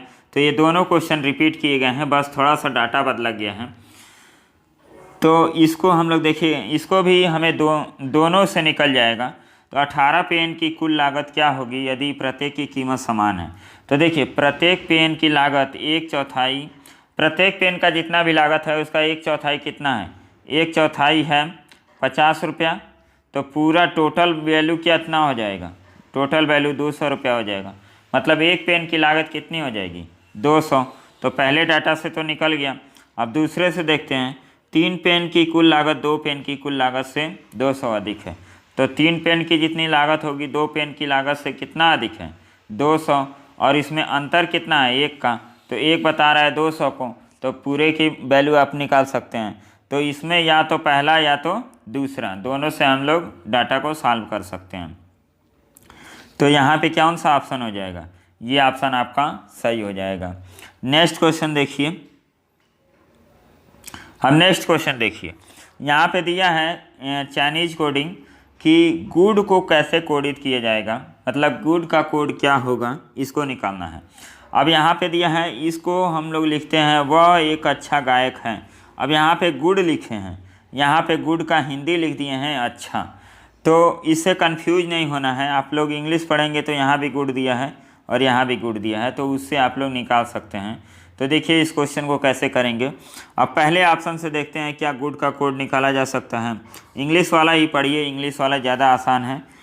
तो देखिए इसका कोड दिया है ही इज अ सिंगर, और फिर इसका कोड दिया है सी विल सिंग गुड सॉन्ग।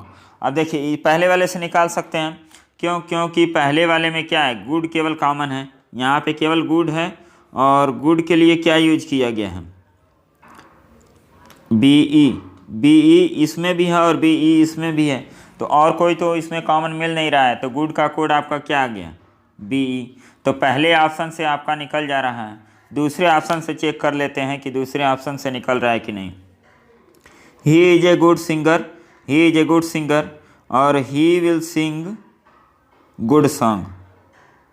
अब देखिए इन दोनों ऑप्शन को आप लोग देखेंगे तो इसमें क्या अंतर हो रहा है, दोनों का कोड, ये तो पहले वाला तो सेम दे दिया है, ये पहले वाला सेम दे दिया है, यहीं पे देखिए पहले वाला सेम दे दिया गया।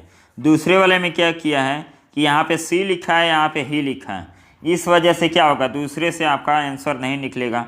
क्योंकि इसमें 2 कॉमन हो जाएगा, ही यहाँ है गुड यहाँ है, इसमें भी ही यहाँ है और गुड यहाँ है, तो दूसरे से हम लोग नहीं निकाल पाएंगे। तो इसमें सी भी आपका कॉमन मिल रहा है और बी भी कॉमन मिल रहा है, तो केवल इसमें पहला ऑप्शन सही होगा, और पहले ऑप्शन से हम गुड का कोड निकाल सकते हैं। तो इसमें कौन सा सही हो जाएगा, केवल कथन 1 पर्याप्त है जबकि अकेला 2 पर्याप्त नहीं है, तो इसका आंसर ये हो जाएगा। देखिए ये फिर से रिपीट किया गया क्वेश्चन है, लेकिन इसमें थोड़ा सा चेंजिंग है, इसको हम लोग देख लेते हैं। यहाँ पे दिया है 20 इंटू का जमा का मतलब यहाँ पढ़ लीजिए एडिशन। एक तरह से एकदम फर्जी काम किए हैं, जैसे ऐसे लोगों को पेपर सेट करने के लिए दे दिया गया था जिसको रीजनिंग से कोई मतलब ही नहीं है, कोई वर्क नहीं करना है, एक तो क्वेश्चन गलत देना है और उसके बाद जो मर्जी आए वो लिख देना है, ताकि लड़का उसी में कंफ्यूज हो और क्वेश्चन रॉन्ग करें। तो ये अभी तक का पेपर हमें सबसे ज़्यादा फालतू लगा है कि इसमें मिसप्रिंट भी बहुत ज़्यादा है, एक तो क्वेश्चन का पैटर्न भी ऐसा सेट किया गया है कि लड़का उसी में कंफ्यूज हो जाए। अब देखिए यहाँ डिवाइड माइनस का अर्थ क्या लिखा गया है, यहाँ माइनस का अर्थ है डिवीजन, माइनस का अर्थ क्या है डिवीजन 4, फिर प्लस का अर्थ, प्लस का मतलब गुणा, प्लस का मतलब गुणा 2, और डिवाइड का घटाना का लिखा है, तो यहाँ पे इसको कर देंगे। तो अब देखिए इसे 4 से काटेंगे, पहले करते हैं का को पहले काटिए, ता पीछे 2 भाग, ऋण को ता पीछे 2 भाग, गुणा करो धन जोड़ दो ऋण को दियो घटाएं, ऐसे कुछ है। का को पहले काटिए, ता पीछे 2 भाग, गुणा करो धन जोड़ दो ऋण को दियो घटाएं। तो पहले का को सॉल्व करते हैं, फिर डिवाइड को सॉल्व करते हैं, फिर इंटू को सॉल्व करते हैं, उसके बाद प्लस माइनस में से जिसको मर्जी उसको सॉल्व करेंगे। तो ये तीनों आपका सीक्वेंस आपका सही होना चाहिए। पहले आप डिवाइड को सॉल्व कर देंगे तो क्वेश्चन क्या होगा, गलत हो जाएगा। जैसे 4 में 2 को मल्टीप्लाई कर देंगे तो 8 हो जाएगा, और 8 से इसको काट देंगे तो गलत हो जाएगा, 2 आ जाएगा। तो इस तरह नहीं करना है, करना क्वेश्चन कैसे है, पहले डिवाइड को तो 4 से इसको काटेंगे तो ये 4 बार में, और 4 से इसको मल्टीप्लाई करेंगे तो 8 आ गया, और 8 यहाँ प्लस है और ये माइनस है तो ये दोनों कट गया, तो आंसर क्या आ गया, 20 आ गया। तो ये आंसर आ गया। अब देखिए सेम क्वेश्चन हम लोग सॉल्व किए हैं जिसमें क्या आ रहा था, इंग्लिश में भी गलत दिया गया था और हिंदी में भी गलत दिया गया था। लेकिन इस क्वेश्चन को हम लोग चेक करते हैं, इसमें ऑप्शन कुछ बदले हैं, उसको हम लोग देख लेते हैं। एक समूह में उतनी ही मुर्गियां हैं जितनी भेड़ हैं। अब देखिए, मुर्गी मतलब हेन, हेन की जो संख्या है वो सीप के बराबर है। पुरुष बकरियों से 2 गुना और बकरियां भेड़ों से 2 गुना। भेड़ों मतलब सीप फिर गोट और फिर मैन, इतना हो गया। और सीप के बराबर हेन है। देखिए इसका पहले यहाँ इसका ये 2 गुना और इसका ये 2 गुना, तो ये 4 हो जाएगा। अभी हम रेशियो निकाल रहे हैं और सीप और हेन क्या है, सेम है, तो यहाँ पे ये निकल गया। अब दिया गया है क्या कि यदि पैरों की कुल गणना 44 है तो आपको निकालना है तो समूह में कितने 4 पैर वाले जानवर हैं। 4 पैर वाले कौन है? अब देखिए, आदमी के पास 2 पैर होता है, बकरी के पास 4 पैर होता है, सीप के पास भी 4 पैर होता है और मुर्गी के पास 2 पैर होता है। तो ये आपको निकालना है कि भेड़ और बकरी की कुल संख्या कितनी होगी, तो आपको ये निकालना है। तो सबसे पहले हम लोग क्या कर लेते हैं, अब देखिए 4 लोग हैं, 2 पैर वाले हैं, तो इनकी टोटल संख्या कितनी हो जाएगी पैरों की? 8 हो जाएगी।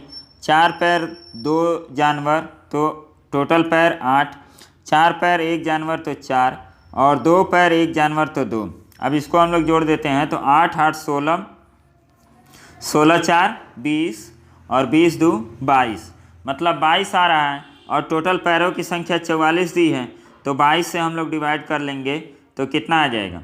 2, मतलब ये 2 गुना है। तो हम लोग क्या करेंगे, इसको 2 गुना कर लेते हैं, इसको हम लोग बना लेंगे 8 और इसको 2 गुना करेंगे तो ये 4 हो जाएगा, ये 2 हो जाएगा और ये 2 हो जाएगा। तो 4 पैर वाले जानवर कौन है? ये हैं और इनकी संख्या कितनी है? 4 और 2 6, तो यहाँ पे 6 ऑप्शन आपका सही हो जाएगा। तो इस क्वेश्चन को ऐसे सॉल्व करेंगे तो आपका क्वेश्चन का आंसर हो जाएगा। इसके पहले जो क्वेश्चन दिया गया था उसमें आदमी की संख्या पूछ रहा था, जो क्वेश्चन क्या था, दोनों गलत था, इंग्लिश में भी गलत था और हिंदी में भी गलत था। लेकिन यहाँ पे क्वेश्चन सही है, तो इसका सही ऑप्शन आएगा 6 ऑप्शन आएगा। नेक्स्ट क्वेश्चन को सॉल्व करते हैं। देखिए ये क्वेश्चन पहले भी पूछा गया था, आप कल वाले सेट में देखेंगे, हमने इस क्वेश्चन को डिस्कस किया था कि केवल मरी हुई मछलियाँ प्रवाह के साथ बह जाती हैं, प्रवाह के साथ जाती हैं, तो मछलियाँ प्रवाह के साथ तैर नहीं सकती। सोचने और निर्णय लेने की प्रत्येक व्यक्ति की योग्यता होनी चाहिए। अब पता नहीं क्या यहाँ पे दिया है,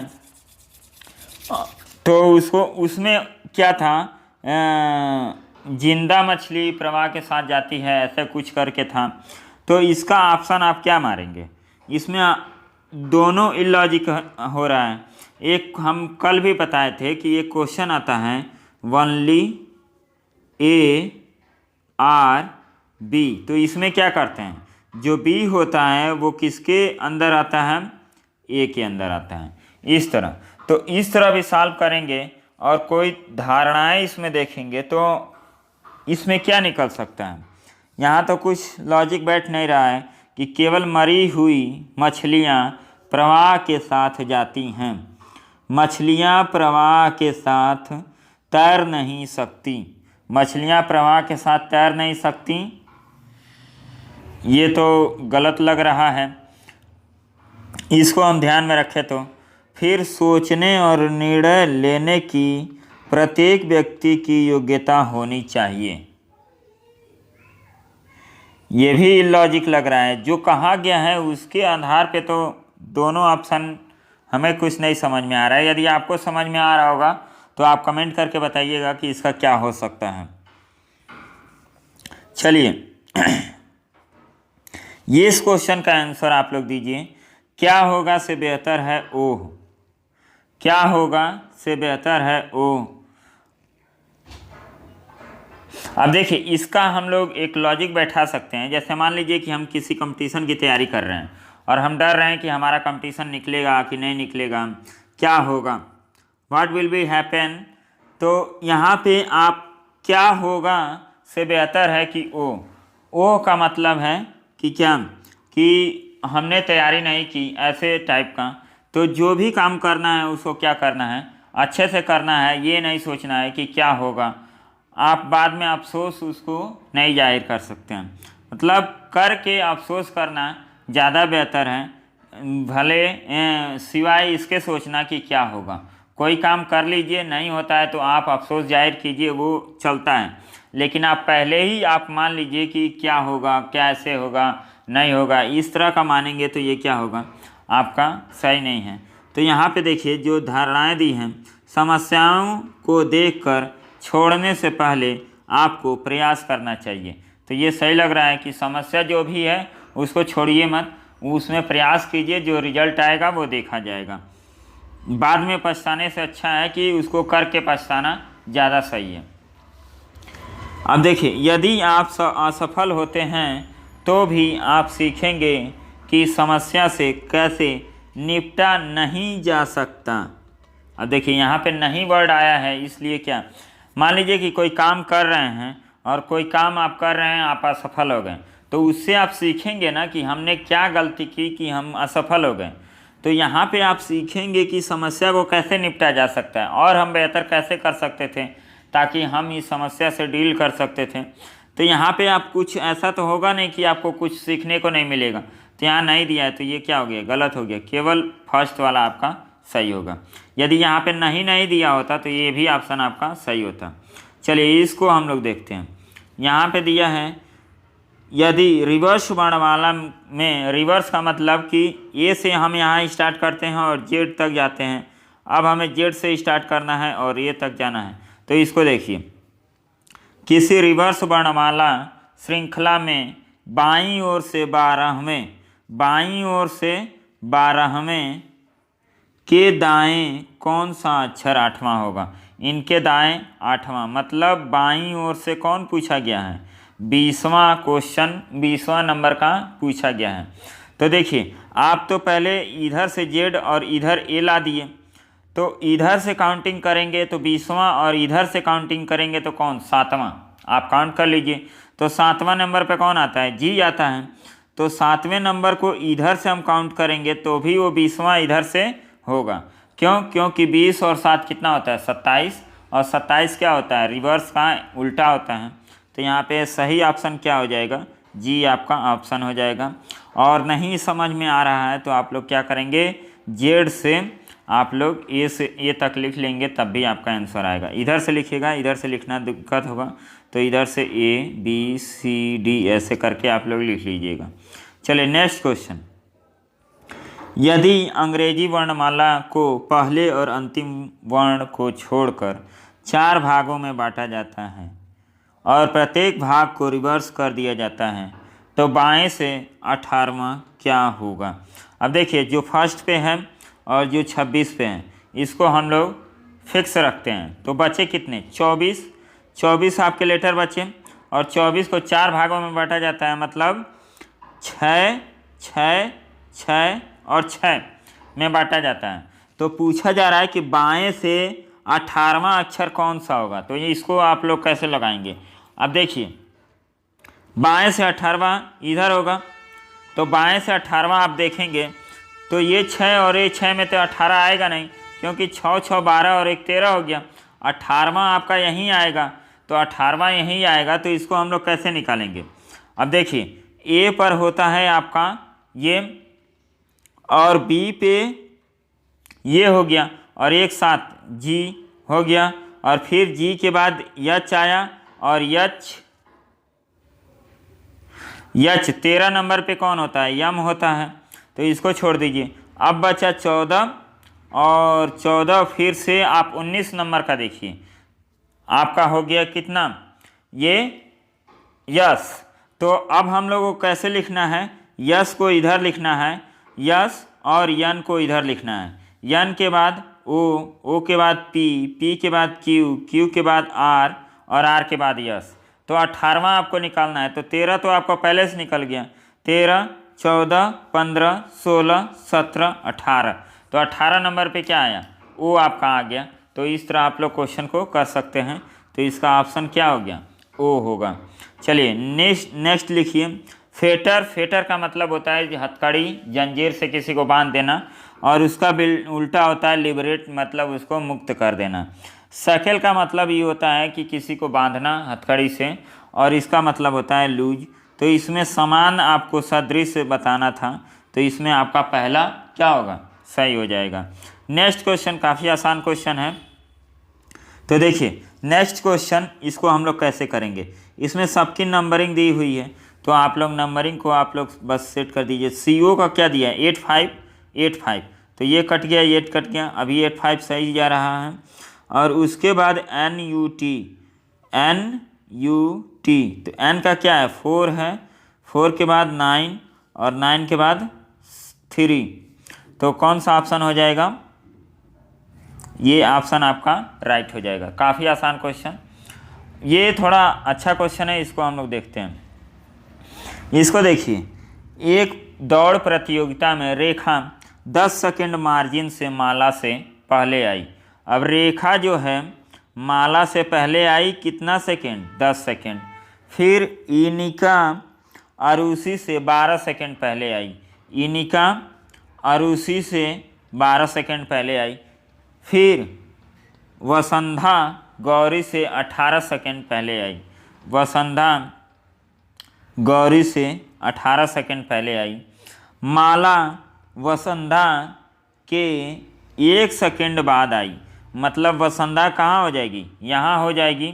इसको हम लोग लिखेंगे तो R यहाँ, यम नहीं, यम के पहले वसंधा होगा और वसंधा के पहले ये यम होगा। उसके बाद वसंधा के बाद आई और इनिका गौरी के बाद 2 सेकंड, और इसके बाद हो जाएगा G, और G के बाद I, और I के बाद A। तो ये आपका क्रम हो गया। अब इसमें आपका जो पूछे वो आप लगा दीजिए। तो दिए गए दोस्तों में से प्रतियोगिता में तीसरा कौन आया, तो तीसरा कौन आया, माला आया, तो माला ऑप्शन आपका C हो जाएगा। इस क्वेश्चन को आप लोग ऐसे सॉल्व करेंगे तो ही आपका आंसर निकलेगा। आप ये थोड़ा कठिन हो जाता है जिन लोगों की प्रैक्टिस नहीं है, तो आप लोग रीजनिंग में जितना ज़्यादा प्रैक्टिस करेंगे उतना ही ज़्यादा आप लोगों को अच्छा रहेगा। आप लोग प्रैक्टिस कीजिए, आप लोग रीजनिंग कर ले जाएंगे। ये देखिए सिलॉक्स हमने पढ़ाया है, काफ़ी आसान क्वेश्चन इससे बनते हैं। कुछ पत्थर रत्न हैं, तो कुछ स्टोन क्या है, सम स्टोन्स क्या है, गेम्स हैं, रत्न को गेम्स कहते हैं शायद। और some games are pearls, some games are pearls, some pearls are molluscs, तो सम गेम्स आर पर्ल्स, यहाँ पे देखोगे। कुछ पत्थर मोती हैं, तो कुछ पत्थर, यहाँ पे सम स्टोन्स आर पर्ल्स। अब देखिए इसका कोई संबंध है नहीं है, तो हम लोग क्या करेंगे, इसको काट देंगे। कुछ गेम्स आर मॉल्स, अब देखिए इसका भी कोई संबंध नहीं है, तो ये भी क्या हो गया, गलत हो गया। कुछ सम मॉल्स आर पर्ल्स, तो इसका संबंध आपको मिल जाएगा, तो इसका संबंध है, तो ये गलत है, तो ये सही हो जाएगा। सम मॉल्स आर जेम्स, ये भी क्या हो जाएगा, ये भी गलत हो जाएगा। तो केवल आपका ऑप्शन थर्ड सही होगा। तो ऑप्शन कौन सा सही हो गया, थर्ड आपका सही हो जाएगा। ये देखिए ब्लड रिलेशन का क्वेश्चन, इसको हम लोग सॉल्व करते हैं, आसान है ये भी क्वेश्चन। मान लीजिए A B की बेटी है, A जो है B की बेटी है और B C की बेटी है। B जो है कट गया क्या, A यहाँ लिखते हैं, B की बेटी A है और C की बेटी B है। C का भाई D है, C का भाई कौन है, D है, और D E की माँ है। C D का भाई, अब देखिए यहाँ पे उल्टा हमने पढ़ दिया है, C D का भाई है और D E की माँ है, तो E यहाँ पे रख दिए। यदि E मादा है, क्या गजब का हिंदी है, मादा का मतलब क्या होता है, फीमेल होता है, तो यहाँ पे रख दिए। तो A E से किस प्रकार संबंधित है, मतलब A का बताया गया है। तो ये देखिए ये कजिन ब्रदर होंगे, कजिन सिस्टर होंगी, तो सिस्टर की बहन को हम लोग क्या कहते हैं, सिस्टर की बहन को हम लोग भांजी ही बोलेंगे, नीस बोलते हैं, इंग्लिश में देख लीजिए नीस। और यदि लड़का होता तो नेफ्यू हो जाता, ब्रदर सिस्टर तो होंगे नहीं, तो यहाँ पे नीस आंसर आपका सही आ जाएगा। अब ये कोडेड ब्लड रिलेशन, इसको हम लोग देखते हैं, इसमें हम लोगों को क्या करना है, इसको हम लोग समझते हैं। यहाँ पे देखिए, निम्न में से किस से तात्पर्य है कि ए डी से, ये डी के बड़े दादा हैं, ए डी के बड़े दादा हैं, ग्रेट ग्रैंडफादर। इसको हम लोग कैसे रिप्रेजेंट करेंगे? जैसे मान लीजिए यहाँ पे आप हैं, यहाँ पे आपके फादर या मदर हो गई, हाँ, फिर इनके फादर मदर यहाँ पे हो गए, और फिर इनके जो होते हैं इनको हम लोग ग्रेट पेरेंट्स कहते हैं, ग्रेट ग्रैंड फादर या मदर कहते हैं। तो ये 4th जनरेशन का क्वेश्चन है। तो इसको हम लोग कैसे सॉल्व करेंगे, इसको देखिए, यहाँ पे दिया है। अब 4th जनरेशन तक हमें जाना है, तो डी स्टार सी सब में दिया है। तो ए बी का भाई है, डी सी का भाई है, तो डी भाई है किसका? सी का हमने बना दिया। प्लस का अर्थ है ए बी की माँ है, सी बी की माँ है, सी बी की माँ है, फिर प्लस तो बी ए की माँ है, बी ए की माँ है। अब देखिए इसमें 4 जनरेशन नहीं हुआ, तो ये ऑप्शन आपका नहीं होगा। फिर आपको ये देखना है, पहला ऑप्शन आपका कट गया, डी और सी। फिर से इसको देखिए, ए बी का भाई है, डी भाई है सी का, फिर यहाँ पे इसका मतलब ए बी का भाई है, तो सी बी का भाई है, सी भाई है किसका? बी का, और इसमें भी माइनस, तो इसमें भी 4 जनरेशन नहीं जाएगा, और ये बहन है तो ये सेम जनरेशन हो गए, तो इसको भी हटा दीजिए। पहला दूसरा का क्या हो गया? कट गया। और फिर इसको देखते हैं कोई सही भी होगा कि नहीं। यहाँ पे केवल भाई ये दिए हैं। देखिए डी और सी, तो डी और सी में मतलब ए बी का भाई है, डी भाई है किसका? सी का। उसके बाद प्लस ए बी की माँ है, सी बी की माँ है, सी मदर है किसकी? बी की, ये भी नहीं सही होगा आपका। और ए बी की बहन है, बी बहन है ए की, ये भी आपका सही नहीं हो गया। हमें 4 जनरेशन तक चाहिए रिलेशन, हमें लगता है कि ये भी गलत ही दिया है। D is the great grandfather of A, तो 3 तक तो हम लोग का गलत हो गया। अब चौथा हम लोग देख लेते हैं कि चौथा में क्या दे रहा है। जनरेशन गैप सब में आना चाहिए था, लेकिन इसमें तो क्वेश्चन हमको गलत लग रहा है। इंग्लिश में भी देखिए, इंग्लिश में भी आपका सेम ही दिया है। तो ये क्वेश्चन लास्ट वाला चेक कर लेते हैं। ए बी का भाई है, तो डी भाई है सी का, फिर बीटा का अर्थ क्या है? ए बी का भाई है, सी बी का भाई है, तो ये भी क्या? ये क्वेश्चन ही पूरा गलत है। यदि यहाँ पे जो पूछा गया है वो रिलेशन हम कभी नहीं निकाल सकते हैं जब तक कि हमें 4th जनरेशन तक रिलेशन ना मिले। यहाँ पे सेम ही रिलेशन मिल रहे हैं, 1 से 2 जनरेशन में रिलेशन ख़त्म हो जा रहे हैं, तो इसका कोई ऑप्शन सही नहीं होगा। अब इसको पता नहीं कमीशन इस पर जनरल मार्किंग किया होगा कि नहीं, तो ये क्वेश्चन पूरा आपका गलत है। इसको क्वेश्चन को देखिए, यदि दी गई छवि को 90 डिग्री पर घड़ी की सुई की दिशा में, घड़ी की सुई की दिशा का उल्टा घुमाया जाए। अब यहाँ पे देखिए, यहाँ पे दिया है काउंटर क्लॉकवाइज। काउंटर क्लॉकवाइज क्या कहेंगे कि घड़ी की सुई की दिशा में घड़ी की ऐसे चलती है, तो हमें क्या करना है? ऐसे घुमाना है, ऐसे। आई बात समझ में? तो ऐसे घुमाना है, तो आपको देखना है कि इसका कौन सा, और इसकी दर्पण छवि के बेस पर रखे गए तो ली जाए तो परिणाम का कौन सा? अब देखिए, पहले घुमाया जाता है, उसके बाद इसका कौन सा फिगर आपका सही होगा। अब देखिए, इसमें एंटी क्लॉकवाइज ऐसे हम लोग घुमाएं इस फिगर को, तो कौन सा आपका ज़्यादा सही होगा? तो देखिए, ये वाला जो एक सिंबल को आपको पकड़ना है। जब भी आपको फिगर से रिलेटेड कोई भी क्वेश्चन दे, तो आप एक सिंबल को पकड़िए। अब देखिए, इसको 90 हम लोग मूव करेंगे 90 डिग्री पे, तो ये कहाँ आ जाएगा? 90 डिग्री ऐसे इसको हम लोग क्रॉस करेंगे, तो ये स्टार आपका यहाँ आ जाएगा। अब देखिए कि वो स्टार किस में सही है।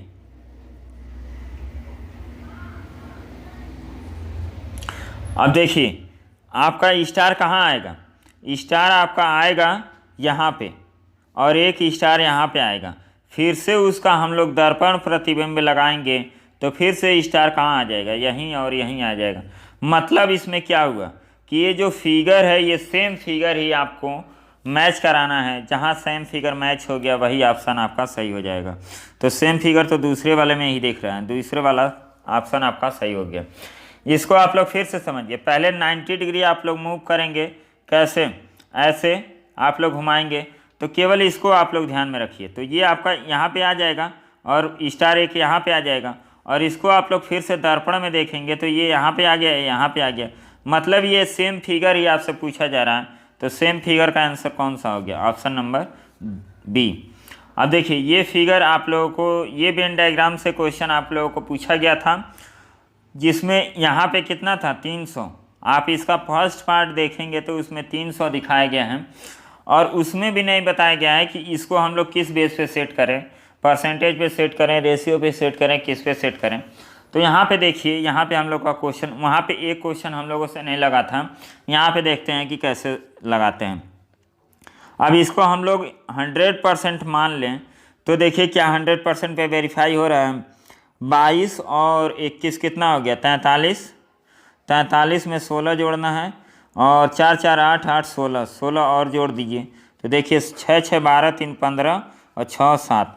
मतलब 100% पे हम लोग इसको लगा सकते हैं। ये कितना होगा, ये 100% होगा। यहाँ पे क्वेश्चन पढ़ेंगे, 400 छात्रों में, 400 छात्रों के एक संस्था में 3 विषयों ए, बी और सी में 5% दिखाया गया। अब देखिए यहाँ पे क्लियर कर दिया, हम पढ़े नहीं हैं, सॉरी। तो यहाँ पे 5% आप लोगों को दिखा दिया गया है। और यहाँ पे एक क्वेश्चन जो पूछा गया था, इसको भी हम देख लेते हैं।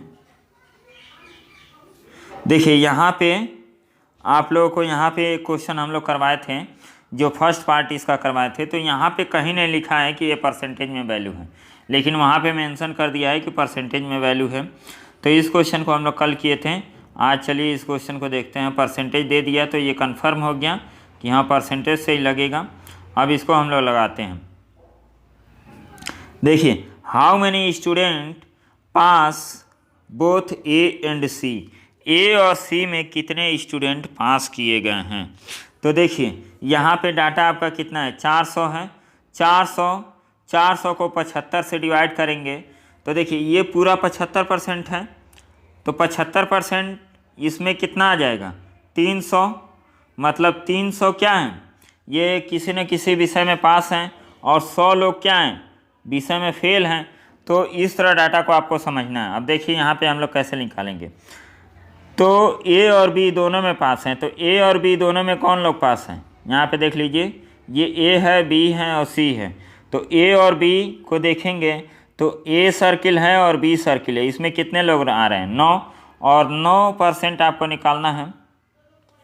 300 का 9 तो कितना हो जाएगा, 27। ये आपका 27 आएगा। आप 400 का 100%, 400 का निकालेंगे 9%, तो आपका कितना आ जाएगा, 36। तो ये सही है, 27 नहीं सही है। ये 300 लोग हम लोगों को 1% यहाँ पे दे दिया है ना, इसको हम लोग 75% मान रहे हैं। तो 75% में कितने आ रहे हैं, 300, और 25% जो पाए फेल हैं तो ये 100 हो गए। तो आपको निकालना है, ये टोटल परसेंटेज में दिया गया है। तो 9 लोग हैं तो 9% दोनों में पास हैं। तो 9% का मतलब क्या कि इसका 4 गुना। अब देखिए 100% बराबर कितना दिया है डाटा, 400। तो 1% बराबर कितना होगा, 4। तो 9% बराबर कितना हो जाएगा, 36। तो ऑप्शन आपका कौन सा सही हो जाएगा, ये 36 वाला ऑप्शन सही हो जाएगा। इसमें थोड़ा सा भी मिसप्रिंट करेंगे तो क्वेश्चन आप 27 मार्क के चले आएंगे, जो कि हमारा क्या हो जाएगा, गलत हो जाएगा। अब यहाँ पे how many student did not pass at least 1 exam, did not pass at least 1 exam.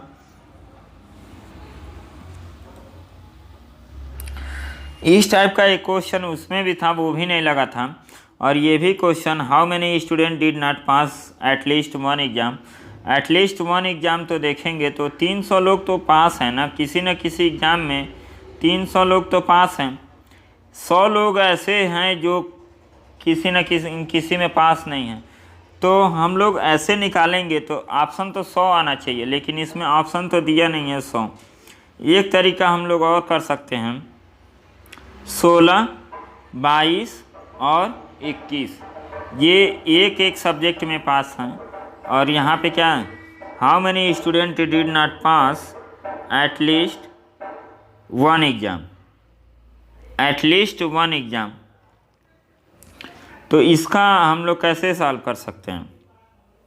100 लोग तो आ गए हैं पहले ही कि जो किसी न किसी सब्जेक्ट में पास नहीं है, लेकिन 100 तो ऑप्शन दिया नहीं है। यदि इसको मानेंगे तो 16 × 48, 16 × 48, ये 2 या 3 सब्जेक्ट में पास हैं 48 लोग। तो क्या 148 आपका आंसर आ रहा है? ये भी नहीं आ रहा है। फिर आप क्या कर सकते हैं, यहाँ पे देख लीजिए, ये कितना है, 22 और 16, 22 और 21 कितना हो गया, 43, और 16 इसमें जोड़ेंगे तो 9, और 9 और 4 कितना, 9 हो गया ये, और ये हो गया 5।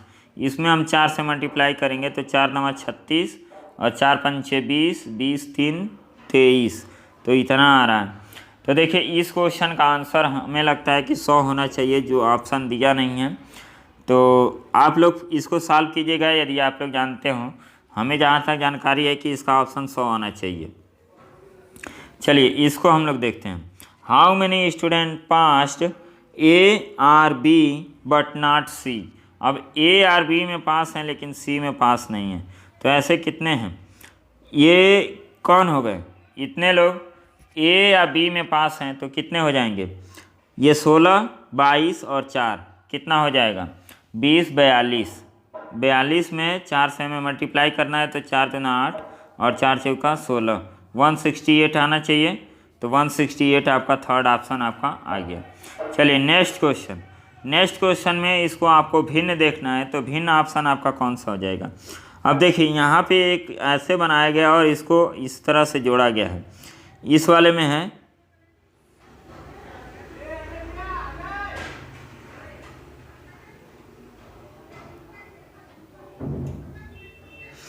इन 2 ऑप्शन को आप लोग देखेंगे तो क्या किया गया है, ऐसे बना के ऐसे जोड़ा गया है, और यहाँ पे 3 ऑप्शन में इसमें, इसमें और इसमें इस पे जोड़ा गया है।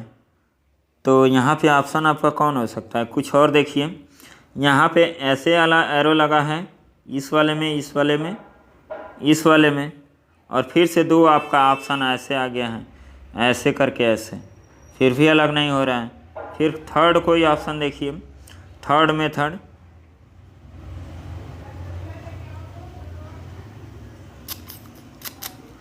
ये भी लग रहा है क्वेश्चन आपका गलत दे रहा है, क्योंकि डिफरेंट तो आपका मिल नहीं रहा है। एक 3 और 2 का रेशियो मिल रहा है, तो हमें एक डिफरेंट चाहिए था। पहला डिफरेंट आप इस तरह देखेंगे, पहला आप इस तरह, तो ये 3 को इस तरह जोड़ा है, इसमें, इसमें और इसमें, और 2 को जोड़ा है इस तरह। तो 2 इसमें है और 3 इसमें है, जबकि ऑप्शन तो एक ही सही होना चाहिए ना। 1 2 3 4 5 फिगर दिया है, और हमें ये 4 में से 3 समान हो और 1 भिन्न हो, तब भी हमारा ऑप्शन सही हो सकता है। तो इसको हम लोग देख लेते हैं कि इस तरह क्या ऑप्शन बैठ रहा है। अब देखिए सी को हम लोग देखेंगे तो सी ऐसे जोड़ा गया है, बी में भी ऐसे जोड़ा गया है, ए में गलत है, ई में देखिए ऐसे जोड़ा गया है। तो इस तरह हम लोग देखेंगे तो 3 ऑप्शन आपके मिल गए, सी, बी और आपके डी, जिसमें इस तरह जोड़े गए हैं। और एरो से आप लोग देखेंगे तो एरो से यदि इस तरह आप लोग भिन्न कर रहे हैं तो ए ऑप्शन हो जाएगा। यदि एरो से देख रहे हैं तो एरो से ये वाला और ये वाला, इसमें कौन सा है? सी में ये है, फिर बी में भी ये है, फिर ए में भी ये है, और ई में ये आ गया। तो एरो से देखेंगे तो ई ऑप्शन आ रहा है, इससे देखेंगे तो ए ऑप्शन आ रहा है। तो आप किसको मारेंगे? बाकी तो और कहीं आपको डिफरेंस दिखाई नहीं दे रहा है। तो ये भी क्या है, ये एग्जामिनर लायक क्वेश्चन है। जो सेट किए गए हैं क्वेश्चन और जो सेट किया है उसी से पूछना पड़ेगा कि भैया इसमें कौन सा लॉजिक लगा रहे हो। दो दो भिन्न आ रहे हैं तो हम किसको मारें और कौन सा ऑप्शन तुम दोगे। तो इसको आप लोग भी देखिए, हमें तो नहीं लगता है कि इसको ए भी मार सकते हैं, ई भी मार सकते हैं। तो अब कौन सा लॉजिक हम लोग लगाएं। इसको देखेंगे तो ए सही होगा, इसको देखेंगे तो ई सही होगा। अब दो ऑप्शन तो सही नहीं होता है, एक ही ऑप्शन सही होता है। तो छोड़िए उस क्वेश्चन को। मतलब ये पेपर एकदम वाहियात पेपर सेट किया गया था। इसमें हमें लगता है कि 8-9 क्वेश्चन हम लोग मिसप्रिंट देख चुके हैं कि गलती है। अब इस क्वेश्चन को हम लोग देखते हैं। तो इस क्वेश्चन को हम लोग कैसे सॉल्व करेंगे। अब देखिए ये बनाया गया है ऐसे, और एक जगह आपका ज़्यादा कलर ऐसे कर दिया गया है। तो इसको हम लोग मूव करें तो ये आएगा, और फिर ये भी आएगा और ये भी आएगा। ये बी वाला ऑप्शन आपका नहीं आएगा, तो बी वाला ऑप्शन आपका सही हो जाएगा। बी आपका डिफरेंट है। इसमें देखिए इनमें से विषम चयन कीजिए। तो विषम मतलब ये पहले ऑप्शन को देखिए तो ए ई आई ओ यू सब वावेल हैं, तो यही आपका विषम हो जाएगा। नेक्स्ट अभी ये बचे हैं क्या 99 और ये। इसमें बताना है सभी 6 वर्षों की कुल बिक्री न्यूनतम किस साइज की एलसीडी टीवी की है। अब सभी 6 में देख लेना है कि न्यूनतम किसकी है बिक्री।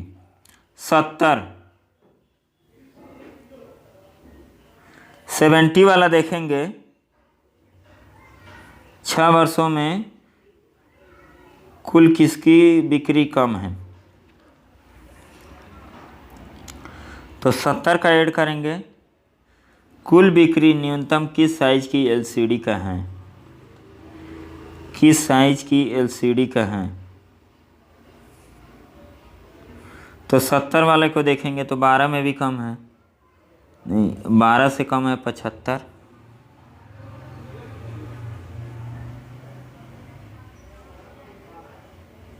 पचहत्तर वाला आपका ऑप्शन सही होना चाहिए। देखिए 75 वाला जो इंच का टीवी है वो हर वर्ष में कम बेचा गया है, हर वर्ष में कम है, लेकिन यहाँ पे एक बराबर हो गया है। तो यही आपका ऑप्शन सही होगा, बाकी और कोई नहीं सही होगा। इसमें 100 लास्ट क्वेश्चन क्या दिया गया है। किस वर्ष बेचे गए कुल एलसीडी टीवी की संख्या में से बेचे गए 60 की टीवी की एलसीडी प्रतिशत। अभी हम लोग क्वेश्चन को सॉल्व किए हैं 12, 14, 15, 16। तो इसमें देखिए 16 का निकालना है तो आप एक को निकाल के देख लीजिए। 60 इंच वाला, तो 60 इंच वाला क्या है 16 में 42 है, तो यहाँ पे 42 और 16 वाले को सबको जोड़ना पड़ेगा। तो 5 4 9, 9 4 13, 13 4 17, 17 और 3 20, 1 21 मतलब 210, और यहाँ पे 6 2 8, 8 9 17, 17 और 2 19, 19 4 23, 23 और 8 31, 31 और जोड़ दीजिए। यहाँ पे 1 4 और 2, इसको हम लोग डिवाइड करेंगे 100 से। तो देखिए 100 से डिवाइड करेंगे तो ये कितनी बार में जाएगा। इसको हम लोग 40 से अप्रॉक्स मान लें तो ये कितनी बार कटेगा, ये इससे कट गया, और 6 चौको 24, 6 सत्ते 42, और यहाँ पे 70 में हम लोग डिवाइड कर देंगे तो 1, यहाँ पे 3 मतलब 7। ये 17% के करीब में आया है आंसर 6 वाला। तो आप लोग और भी निकालेंगे तो 15 वाला आप लोग निकाल लेंगे तो देखेंगे कितना आ रहा है। तो इस तरह आप हर किसी का निकालेंगे तो उसमें जो भी ऑप्शन आए ऑप्शन को आप लोग टिक कर देंगे तो आप लोग का ऑप्शन मैच कर जाएगा। तो ये रहा कंप्लीट पेपर। 22 दिसंबर वीडियो का पेपर था और सेकेंड शिफ्ट का पेपर था, और इस पेपर में काफ़ी ज़्यादा मिस्टेक और मिसप्रिंट, कई जगह क्वेश्चन भी गलत हैं। यदि क्वेश्चन पूरा गलत माना जाए तो 3 से 4 क्वेश्चन क्या हैं मिसप्रिंट हैं। और जो लोग इंग्लिश पढ़ना जानते हैं और इंग्लिश में क्वेश्चन बनाना जानते हैं वो लोग तो क्वेश्चन को निपटा देंगे, लेकिन जो लोग केवल हिंदी के भरोसे हैं उनका मैक्सिमम 9 क्वेश्चन इसमें क्या होगा मिसप्रिंट आपका जाएगा, और उस क्वेश्चन के चलते आपका नेगेटिव मार्किंग भी जाएगा। और इसमें सबसे बड़ी बात, आप एक किसी क्वेश्चन पे फंस गए और आपका क्वेश्चन नहीं लगा तो आप ज़्यादा टाइम बर्बाद करेंगे, फ्रस्ट्रेशन होगा, आप ये सोचेंगे कि हम क्वेश्चन नहीं सॉल्व कर पा रहे हैं, इतना इजी क्वेश्चन है। तो इस क्वेश्चन में 35 से 40 नंबर पाना काफ़ी ज़्यादा टफ काम था। तो आप लोगों को 3 सेट हमने सॉल्व करा दिया है और आप लोग देखिए और अच्छे से पढ़िए और खूब मेहनत कीजिए। जब भी एग्ज़ाम हो तो आप लोग का कोशिश रहें कि कितना भी पेपर गलती आए तो हम लोगों का 40 एटलीस्ट तो हम लोग को क्रॉस करना है। बाकी टारगेट रखना है 45 प्लस। देखिए पूरा क्वेश्चन हमने सॉल्व कराया है। 2 क्वेश्चन हमने छोड़ा है वेन डायग्राम का, वो हमें भी नहीं समझ में आ रहा था। और 48 क्वेश्चन को हमने यहाँ पे सॉल्व किया है, जिसमें हमने बताया है कि गलत कौन है और सही कौन है। सबको हमने सॉल्व किया है और एक एक क्वेश्चन को हमने डिस्कशन किया है कि कैसे आपको सॉल्व करना है। तो आराम से पढ़ते रहिए। और आज जो वीडियो हमने रीजनिंग की तैयारी कैसे करें उसको हमने पूरा बताया है और उसको अच्छे से देख के और उसको फॉलो कीजिए। और यूथ कंपटीशन का आप लोग बुक लेके आइए, उसमें जो प्रीवियस ईयर के दिए गए हैं आप लोग हो सके तो केवल रीजनिंग का ही खरीद लीजिए, तो काफ़ी अच्छा रहेगा और काफ़ी अच्छा आप लोग परफॉर्म करेंगे। तो चलिए मिलते हैं नेक्स्ट वीडियो में, तब तक के लिए धन्यवाद।